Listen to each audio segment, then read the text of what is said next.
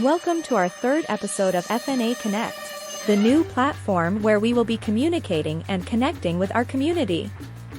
Again, I highly recommend that you make it all the way to the end of this episode. So buckle up and enjoy.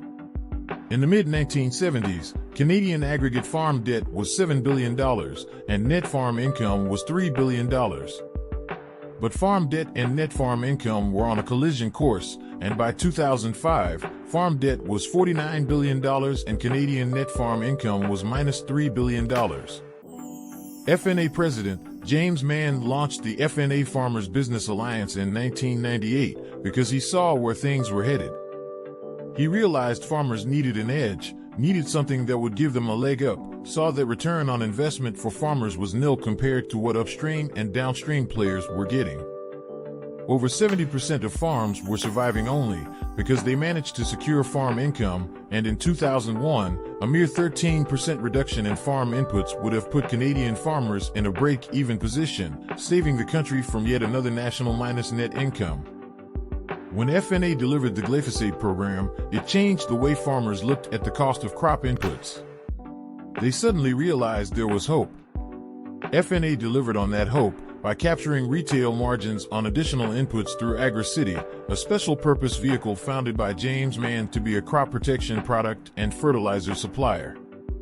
And through preferred suppliers, representing far more than a 13% reduction in farm inputs for Alliance members using the available programs. Now we're in 2022. Farm debt in 2021 floated around $130 billion.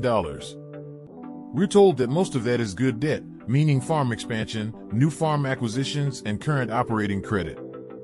We don't know how much of the debt includes blending outstanding payments to the end of the amortization term, but nonetheless, fairly healthy farm debt with record net farm income compared to previous years. We know that there are pockets where this may not be the case because of drought, flooding, etc., but overall, a positive picture compared to what farmers experienced in the late 90s and early 2000s. So FNA has a history of capturing the retail margin for farmer members. I've heard a few people questioning whether the FNA model has reached its best before date, suggesting farmers are now living in a different reality, farms are bigger, etc.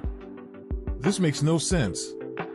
It doesn't matter how efficient farmers have become, they are always looking for more ways to improve investment returns, to reduce production costs and improve margins to maximize farm profitability. We've heard the same nonsense regarding supply management. Due to viability and income stability, farmers are less efficient. Again, this is nonsense. By far, the majority of farmers are always sharpening their pencils, looking for ways to increase margins, to increase net farm income. Farmers around the world are comprised of shrewd businessmen and women looking for ways to maximize profitability. Whether a farmer farms 500 acres, 5,000 acres, or 40,000 acres, the need for maximizing profitability never ends. Anyone that says differently does not understand the business, and the claim that the FNA model has reached its best before date doesn't pass the laugh test. Capturing a healthy piece of the retail margin is just as attractive when you're farming 40,000 acres as when you're farming 500 acres, just as attractive when you're doing well as when you're struggling. An important thought to leave you with is, farm debt in 2021 was at $130 billion. Total net farm income after depreciation and inventory change was just over $6 billion. With interest rates currently climbing, we face a stark reality. An increase in rates by 5% wipes out Canadian agriculture's total net farm income. So, reducing input costs is not only welcome but imperative, regardless of farm size. The FNA Farmers Business Alliance model of capturing retail margins for members is still relevant and always will be relevant. McKinsey & Company, a global management consulting firm, polled farmers in the U.S. and were told that it is more important than ever to capture the most from every acre. They went on to say that 80% of farmers rank rising input costs as the number one risk to profitability.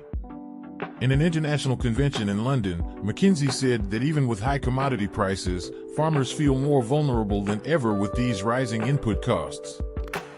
And finally, McKinsey made it clear that these feelings persist amongst farmers, regardless of farm size.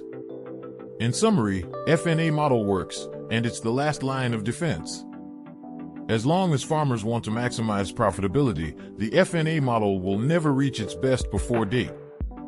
Maximizing farm profitability is not just a tagline, it is FNA's history and its future.